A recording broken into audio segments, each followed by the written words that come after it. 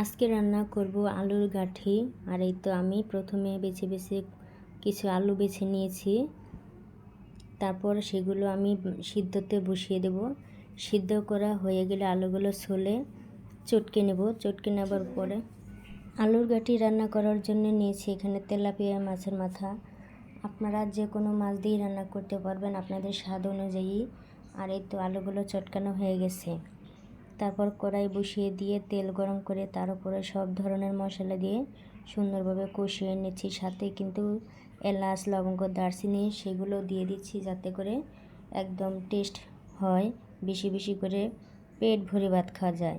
এই আলুর গাঠি হলে কিন্তু গরু গোশতও লাগে না। এই আলুর গাঠিতে কিন্তু এত পরিমাণ স্বাদ। তো এই যে বলতে বলতে মশলা কষানো হয়ে গেছে। তারপরে দিয়ে দিচ্ছি মাছের মাথাগুলো ভালোভাবে নাড়িয়ে ছেড়িয়ে কষাতে থাকছি।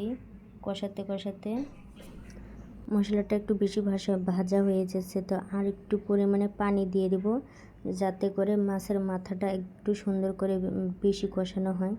তাই অল্প পরিমাণে পানি দিয়ে মাছের মাথাগুলো আবার একটু কষিয়ে নিচ্ছি। তো মাছের মাথাটা কষানো হয়ে যখন আসবে তখনই দিয়ে দেব আলুর গাঠিগুলো। আপনারা কারা এভাবে রান্না করে খান, আর আপনাদের দেশে এই রান্নাটাকে কি বলে, কারা কিভাবে এটা খান অবশ্যই কিন্তু কমেন্টে জানাবেন। আর এই তো বলতে বলতে কিন্তু আমি মাছ কষানো হয়ে গেলে আলুগুলো দিয়ে নিয়েছি।